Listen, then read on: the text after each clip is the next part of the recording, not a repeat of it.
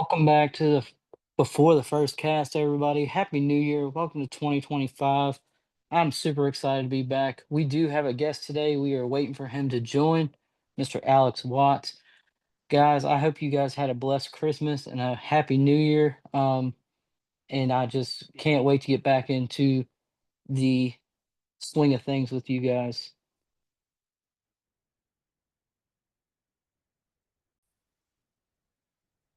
Guys, welcome back to Before the First Cast. We have Mr. Alex Watts with us tonight. Alex, welcome to the show. Thanks for joining. Let's jump in by getting your little background on yourself and kind of what you do in the fishing industry. Yeah, what's up, man? Thanks for having me. So my whole story kind of started in college. I went to Roanoke College and fished on the fishing team and was president there for 2 years. And then I interned at Missile Baits when I got to college. It was like my junior year. I was emailing John a few different times and ended up walking in the office one day and introduced myself. I was trying to get some info on Kentucky Lake. I was fishing a college tournament out there and asked John, what do I do down there? I didn't know anything about it. And I ended up walking out the front door and saw Julie there. Julie was the office manager at the time and met up with her and she was like, you know what? Like I think you would be like a really good fit for the internship deal here because I mentioned it to her and she uh she mentioned it to John and John emailed me the next day and I walked in, dressed up in my little suit and ended up getting the internship. So it started there and I did that for about a year and a half. And then I graduated college and ended up moving down to Z-Man and worked there for 2 years and learned a lot, about saltwater and freshwater just alike, fishing down there and, working in that environment. And then ended up getting the offer from John to come up and be the inventory specialist at Missile Baits. And ended up taking that, moved back to Roanoke, and I've been there ever since. And I do believe you guys just got back from Nashville with from the Big Rock, correct? Yep, that's right. Was it a good showing out, I Yeah. guess? Yeah, it was a good show. Yeah. We saw a bunch of dealers that we don't normally get to see and got to show some face. It was good. Nashville's always a good time. I agree. Yep. So jumping into your, because I'm very familiar with Missile Bates being from Salem, and I'm very familiar with Roanoke College as well. Um, so in college, what helped you the most to, let's say, I guess, transition into the fishing industry? I know you fished in college. Did that help you in the industry at all? Yeah, so it kind of started my love for tournament fishing. Before college, I didn't get into tournament fishing much at all.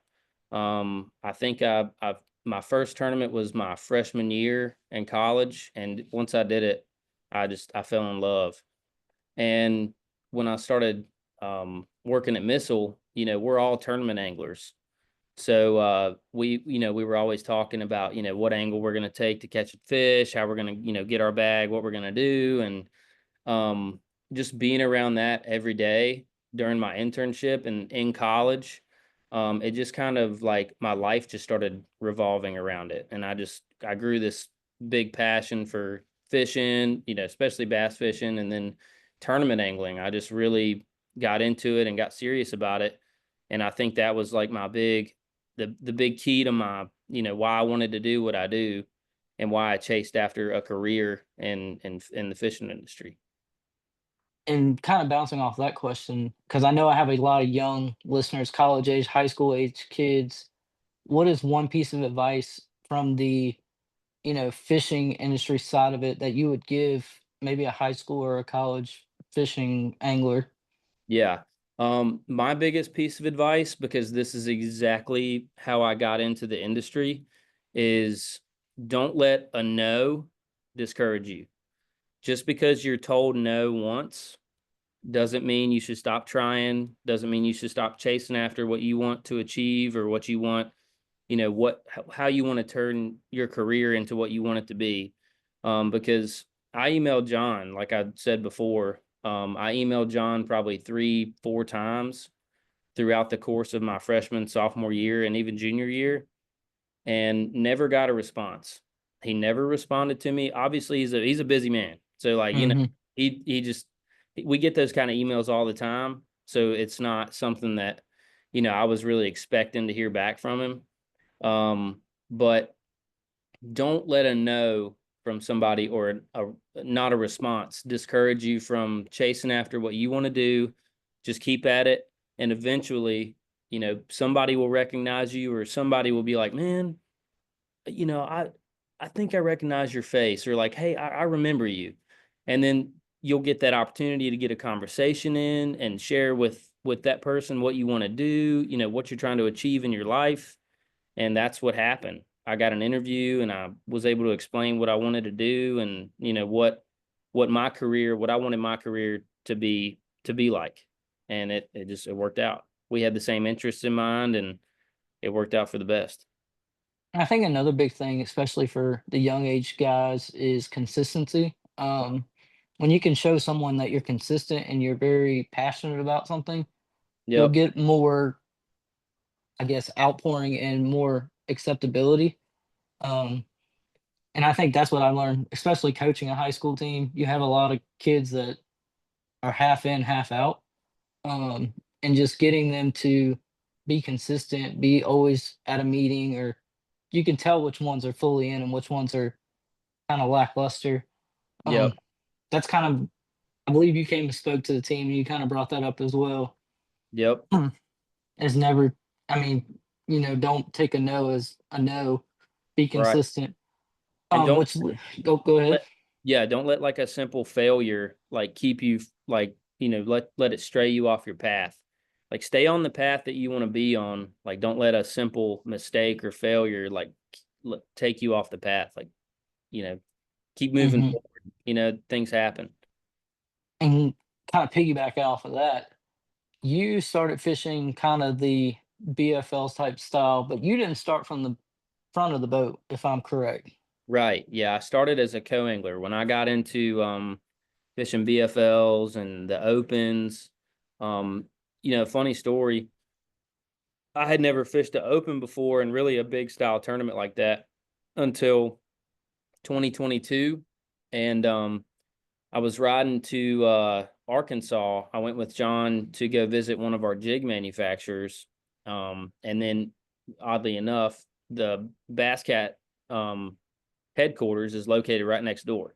So he was picking up his boat as well. And we were riding to Arkansas, and I was talking to John about, just fishing professionally, just kind of picking his brain, just wanted to, learn what I could, just had some questions. And I was like, man, I think I'm gonna fish an open. And the craziest thing, and it was a godly thing, like, to be honest. I pulled up the registration for the opens at 7:54 a.m. in the morning. The registration for co-anglers for the opens was that day at 8 a.m. Central Mm, Time. We were in Central Time. And wow. it was like this almost godly moment. Like, it's like, dude, like, this is like, there's no way this can be coincidence. Like, it's kind of crazy. Right. So I signed up, waited till 8 o'clock, had all my information filled in, and then I clicked submit, and I registered for the open. It was the one open on the James River in 2022. That was my first co-angler event ever, and I was jacked up for it. But it was just crazy how it worked out like that. It was just like almost too coincidental for it to be on that day that I was like, man, I'm gonna do this. And Yeah. just I've been doing that ever since, up until this year. Yeah. And that was another thing I wanted to bring up. When you first jumped in as a co, there has to be a lot of nerves, anxiety, especially when you jump into an open and there's all these pros and guys that, are big names. Did you have any shell shock, or were you like any nervous at all? the first day of the tournament? Like, what was that like for you? Yeah, dude, I was definitely a little nervous. So my first boater as a co-angler, I drew Cody Meyer, and Mm, that was kind of intimidating, but at the same time, it's Cody Meyer, so it's super cool. I was really excited to like, be in the boat with him, get to watch him do what he does, and just really just hang out with him and get to know him. But yeah, I was definitely like intimidated by the whole setting, like showing up to the boat ramp and seeing all 225 anglers and their rigs like lined up in the parking lot, and I'm sitting here driving my '06 4Runner, just parking over in the corner and walking up to the dock. It's kind of crazy. And uh and then I saw Cody. I called him in the morning. We linked up and I figured out where he was and hopped in his boat. And yeah, it was pretty intimidating, but the thing about fishing, especially after you've gotten the passion for it and you've been doing it for a while, is you kind of settle into fishing and you just get comfortable. You get into your rhythm. You start trying to figure out like, all right, how am I going to catch these fish? Like I want to do well, like, what do I need to be doing? And yeah, a lot of that as a co-angler can come from asking your boater what he's on. Like, what kind of fish are you catching? Are they spawning? Are they post spawn? Are they pre spawn? Are they up on this flat? Are they, off this point? Are they on like little subtle things on this bank? Like, what's going on? And so that's what I did. I was just asking a lot of questions, not trying to be annoying or nothing to Cody because he's fishing for 50 grand too, and probably to yeah. qualify for the elites. Um, but so like I was just trying to learn as much as I could, but also trying to focus on performing well for the tournament. So, there's kind of a lot of pressure on somebody that's just getting started doing that. But I made it work and I had fun with it. So So, what did preparation look like? Like maybe weeks, days up until that tournament. What did that look like for you preparing for an open from the back of the boat? yeah, so I might be one that kind of overdoes the preparation. Um, I liked like when I first started, I like to look on Navionics and look at the map and like get a lay of the land of the place. I also would watch like previous YouTube videos, like tournaments, see how tournaments. I would look at previous tournament standings.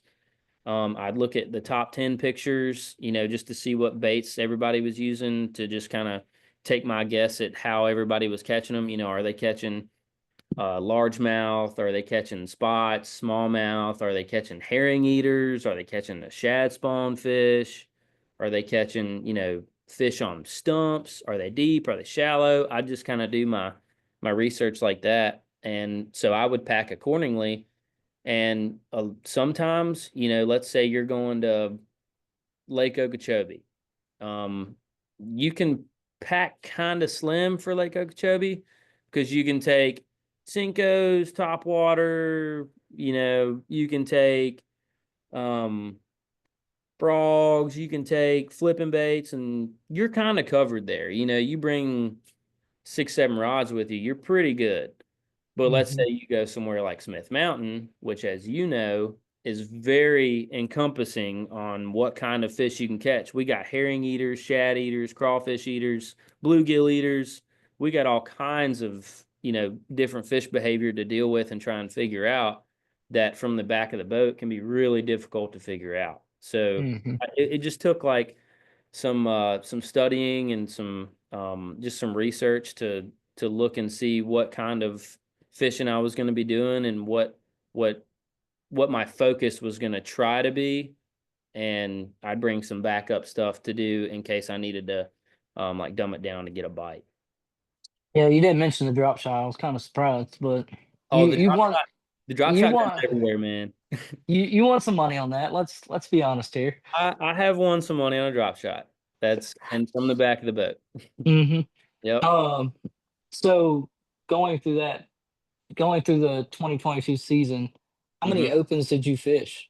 It was just the one. It was the Just one the that one? year. Yep. And then 2023, I fished Division 3 of the Hmm. um of the opens that year. And I think because that was the year that they transitioned from the northern, southern, and central Yeah. Division 1, 2, and 3. So that was like the northern division, I think, of the opens. Yeah, and you did fairly well, I believe, out of the back of boat that year. I'm Yeah, not. Yeah. yep, I won the Bugs Island tournament, the first tournament of Hmm. the year, and then I ended up being the angler of the year for my division. Yeah. So you did really well, Yeah, not fairly well. I knocked it out of the park. But Yeah. I didn't have the same success the year after, and it definitely showed, I can still be competitive, but don't expect, like a top performance like that every year. Because Right. even the last tournament of the 2023 season at Watts Bar, I went into the first day and I was sitting seventh after day one, and then day two, I zeroed, caught Hmm. nothing. And I was behind the guy that caught the biggest bag in the tournament. So Mm. I literally sat in the back of the boat, didn't catch a thing, and watched this guy freaking smash him on a place where it takes like 14 to 17 pounds to win at that time of year most days. So it can be make or break sometimes. Like the co-angler situation's hard to judge, and you just got to be sneaky and try to figure out ways to get bites. And you always have to have a positive mindset as well, Yep. and not get down on yourself. Because I fished a lot out of the back of the boat, and obviously, our situation. But like, I get frustrated sometimes when I get backboated. I'll tell you. I hope Zach's not listening to this, but he's a bad backboater. He's terrible. Um, but some days you just gotta go with it, and some days I catch more fish out of the back of the boat than he does in the front. So Right. Yep. I It mean, happens like you, that. you just have to always have a bait in the water. If that's one thing I could teach anyone is always have something in the water. I Yeah. believe Do I learned that from Chad Green. He said you don't know what's down there unless there's a bait on the bottom you're feeling, and you right. always have a bait in the water. Yep. Um, but yeah, I think the mindset, especially for bigger tournaments with I would say more on the line than just our local stuff, but just having a positive mindset, eventually that guy's going to say, well, not in your situation, but in other situations, if he's catching them, he's going to be like, "Oh, get you a few or whatever, get your limit." Yeah, yeah, Um, definitely. I've had those days, man. Like that day on Watts Bar, the same day I was telling you about the guy in the front of the boat. He caught like 15 pounds, and he was like, "Man, like we're gonna get you one. Don't worry." I got into that situation where I was getting frustrated. I was feeling spun out, and I didn't know what I needed to do to get a bite. Like it was really tough. I was throwing a drop shot, throwing a wacky worm. I was throwing a small jig. I mean, dude, you think of it, I threw it. I tried everything I could to get a bite, and it was just not my day, man. And that happened. yeah. And as an angler, especially on a professional level circuit, you've got to understand that days are going to happen like that. You just got to try to stay positive and minimize your mistakes, and just Hmm. roll with the punches sometimes, because that's how fishing is. It can Yeah. be really tough, and it can kick you in the teeth. It Oh can be yeah. really humbling. So just something to keep. Yeah. Just like that last bass cast tournament I fished in the freezing cold. Yep. Um, that was not fun at all. Yeah. Um, How'd y'all end up but doing? I never looked. we didn't catch a fish all day. Actually, we caught a 4 pounder and threw it back at the end of the day because we had boat trouble and couldn't get back. That's painful, man. Yeah. Like a Well, T. that happens. That happens. But It does. it was we weren't on anything. We're like, it's whatever. I'd Yeah. rather get in the heat than sit out here. Yeah. Um, You're right. but yeah, it just happens. Some days you just gotta take the teeth kicking and move on and Yep. survive another day. Yep. Um, and then transitioning out of your days in the back of the boat, you were able to purchase a boat Correct. from Yep. our friends at Mayor of Aquinas in Fredericksburg. Yep. Um, tell us about that. Yeah, that was awesome. So winning that tournament in 2023, um, that was a big shift in my like what I could do in fishing that showed me that I can be competitive and I can go win a tournament. And so I decided pretty early on in 2023 that I wanted to upgrade my boat, but it didn't financially make sense until about 2024. in the spring. I was like, you know what? Okay, I can go do it now. And so I decided this past April to go get a bass cat. I got a P2, so it's like a 19-foot boat with a 200. It Mm. has all of the room and it has all the speed, all the storage, everything I need for right now. And I'm gonna be fishing out of the front of the boat and fishing a team trail this upcoming year, and I'm really excited about that. What team trailer are you fishing? The VA Elite 70, they're Mm, a yep, local yep. team tournament that is based out of I think like mid Central Virginia, Northern Virginia, Hmm. somewhere around the James River area is about where I think they're centralized. But there's anglers that come from all over, like North Carolina, Yeah. Maryland, Virginia. We kind of pull from that mid Atlantic area. Hmm. So I'm really excited to see how I can fare up against some of the guys in that series, because we've got a couple Elite Series anglers that'll be fishing it. Woo Daves, I actually Hmm. had him as a boater in the last Open of this year at Lake Martin. He's awesome, freaking legend. And then there's Blake Sylvester. He's a missile guy. He fished the Yep. Opens a few years. There's some stiff competition in that tournament circuit, so I'm really excited to see how I can do. Yeah, it's a great ran tournament trail is what I hear. Yes. The people who run it's really they're on it. Yeah, speaking Um, of that, I got to give a shout out to Steve Camp and his crew. mhm. They are freaking awesome. I have had nothing but positive experience ever since I got involved, and I can't say enough nice things about them. So who's going to be your team partner? Jeff Tuck. I don't know if you know Jeff. He's actually a local fireman here in Roanoke. He was in Mason's Cove, which is actually like 5 miles up the road from my house. So I'd go Mm-hmm. there and see him every now and then. Um, but I think he is in Clearbrook, which is on the south Okay. side of Roanoke. But he's a local fisherman that I've gotten to know through Missile and friends, and we've become good friends. And he's a fantastic fisherman. He's taught me a lot about fishing Smith Mountain Lake, and I do not think that I would be nearly as competitive on Smith Mountain Lake as I'm not very competitive, but as I am currently, if it wasn't for him. He's shown me a lot, and he's kind of been a mentor locally for me. So it's been cool to get to know him and be able to fish with him this year. Yeah, that's his name really rings a bell to me for some reason. I've He probably seen him around. Yeah, he fishes at Smith a lot. He fished the a couple Bass Cast tournaments this year. Hmm. Um, and like we have like a little crew. It's like me, John, Hunter Weichel, and Jeff Tuck. We kind of have like a little crew that we'll Hmm. all fish together. We'll kind of run around Smith, or we'll go down to Philpott and go fish together. We just kind of have our little crew that runs around and just pokes around all the different lakes that are close by. Yeah, I wanted to talk to you about Philpott because you seem like you and old Jamie Hall down there. Y'all put a hurting on him down there. We like that place. Jamie Mm-hmm. is the guy down there right now. He catches them. Um, so Jamie and his dad Alvin Hall and Jamie Hall have run the Sunday Philpot tournaments Hmm.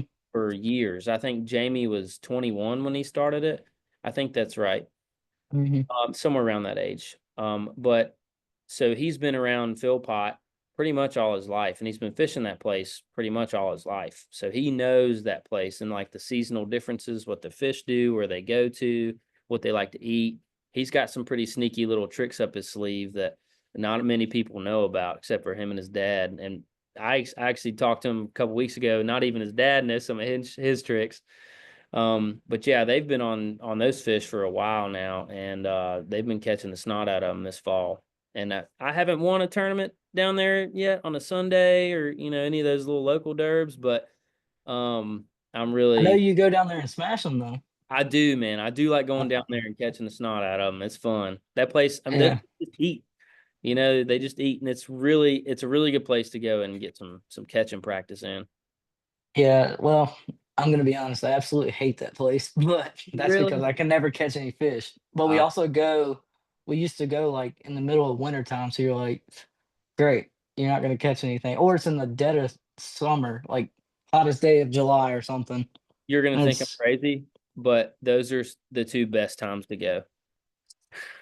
Oh, it's so It's awesome. we got caught in a thunderstorm one July, and I was like, Zach, we're just gonna put it on the trailer. We're going. This is Yeah, awful. I can But understand that. I actually live really close to Philpott now. Probably Yeah, like 20 minutes from it. yeah, But I don't fish a lot. But anyways, getting off my soapbox. Um, so transitioning to 2025, what does that look like for you? And yeah. just personal fishing, whatever it looks like. So my practices for my tournament are going to look a little different. Hopefully my tournament results will look very similar to 2023. That'd be awesome. Yeah, But practices are going to be different because I'm not going to be on the in the back of the boat, or really, I won't be in the passenger seat and just riding along to where my, the boater for the day wants to go practice. Um, so it'll be, I'll be taking the wheel and I'll be making my own decisions, and I want to see. I'm looking forward to seeing, how that plays out because I still, I fish just about every weekend, as at least as much as I can. But I still have a lot to learn. I'm hmm, not nearly as seasoned as some of the guys on that tournament trail. But I do like to think that I can go out to any body of water and given a day or two of practice and then have a tournament, I do feel like I can go compete somewhere on a consistent basis. So that's really what 2025 is going to be looking like for me. Like I've got to focus on getting a system in place for practices for tournaments. And then I've got to go figure out how to execute and then also adjust on tournament day on my own. So, right. Yeah, that's kind of what you have to do now when you're the captain of the ship. yep, that's right. Um, I do want to go back to the boat story, Yeah, because I have my own little story behind that as well, and I think I've told you this story. yeah. I was literally looking at the exact same boat, and then I called Richard at Mayor of Aquinas, and I was like, "Hey, this boat looks really good. You know, is there any way I could come see it or whatnot?" And Mm-hmm. he's like, "Well, actually, we just sold it." And I was like, "Oh, that's great." And then it comes up pending, and I was like, "Okay."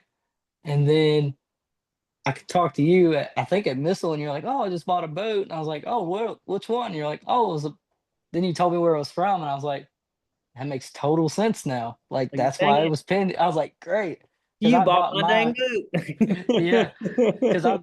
I bought my Ranger from them, and man, I love them up Yeah, there. they're Shout awesome. out to Mayor of Aquinas. So they're Richard, everybody up there is great. Yeah, Richard Um, and yeah, they're awesome up there. I had an awesome interaction with them and the people that own the boat. That boat was being sold on off consignment, which means the mhm, owner still owned it. The dealer was just having their hands in it so they could help them sell it. So yeah. it was an awesome deal. Good sale. Well, Alex, I really appreciate you coming on with us tonight. Yep. Best wishes of this upcoming year. Go catch a lot of fish and bring back some trophies.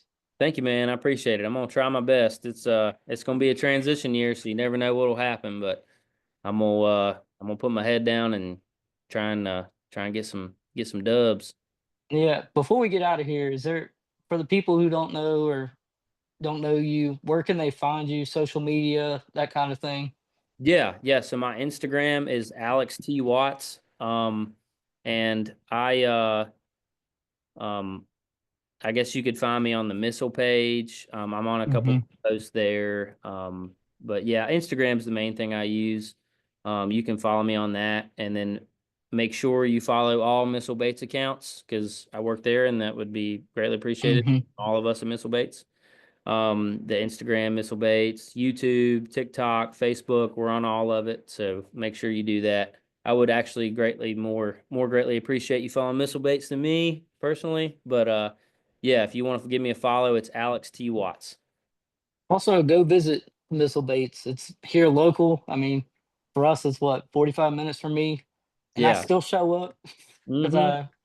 I'm grown in Salem. So there, you guys are always hospitable. Somebody comes out and talks to whoever it is. So, Yep. um, but yeah, we definitely appreciate you coming on tonight. And guys, if, like you said, all of his social media. Go follow Missile Bates. John Cruz, if you don't follow him, follow him too. Absolutely. Uh, and until next time, we will catch you guys on Before the First Cast. Thanks. Thanks.